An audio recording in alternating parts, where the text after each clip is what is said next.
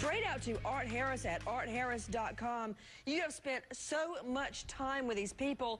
This girl talks like she's going to school detention, not like she's looking at 180 years behind bars. Nancy, she is treating prison as if it's the Ritz. She thinks that she should have 3 meals a day. She says she's getting 2. She complains about being cold. She wants money to be sent to the commissary.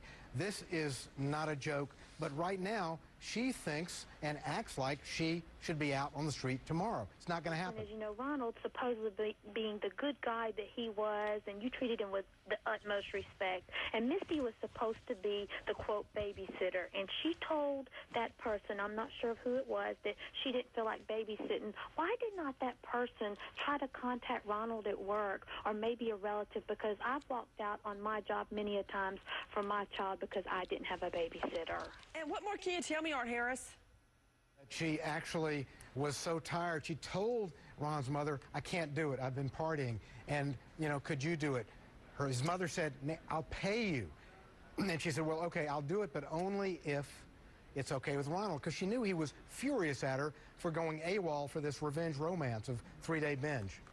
Art Harris, do you have any idea, have your sources, and you've certainly worked them, do you know who she was with those 3 days? Because to me, that would be key in this case, to know who she was with, who had been hanging around her for the 3 previous days, who might have washed up along with her at Ronald Cummings' home. Ronald, it began, Nancy, on a Wednesday night. Ronald was furious with her, rumors she might be pregnant. Somebody else. He kicks her out. She calls a friend, Christina Nene Pravat, picks her up in her car, and off they go. They stop at the home of a young man who she found attractive, and the 3 of them went off for a wild weekend.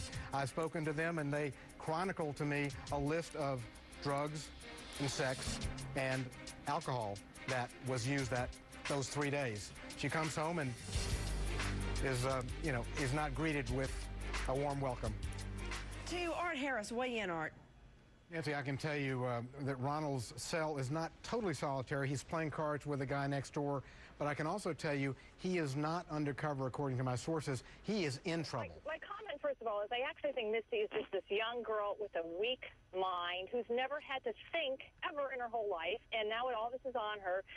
She doesn't know really how to even think. And that's, you know, that expression of, like, she has no idea what she's thinking about. Anyway, so I don't think she really knows what happened to Haley, but this is my theory. Her brother. Has anyone really investigated the brother? I know he came to the house. I think he got in. I think he was messed up. She was passed out. He was stumbling around the house. There's Haley. Who knows what he did with her? All of a sudden, her pink shirt was on her, is now there by the door. Maybe she put up a fight. He had to stumble over to the other door, prop it open with the cement block, and take her out. I mean, do we really know that he never got in her house? Do they really know that? That's sort of my theory, that he got in, messed up himself. What about it, Art Harris? See, I can tell you that's an excellent question.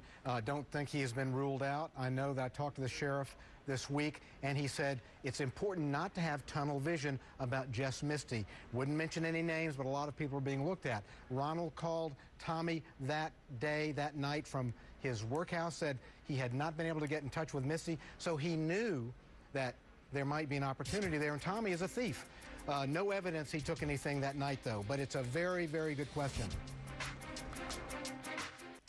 Out to Art Harris. Art, what's this business about Cobra getting her out? And then she goes on to say she's got information that she may give to Cobra. Information about the only thing it could be is about Haley's disappearance. A $64,000 question, Nancy. I know that her lawyer has warned her against these, quote, opportunists who are coming out of the woodwork to claim they want to bail her out.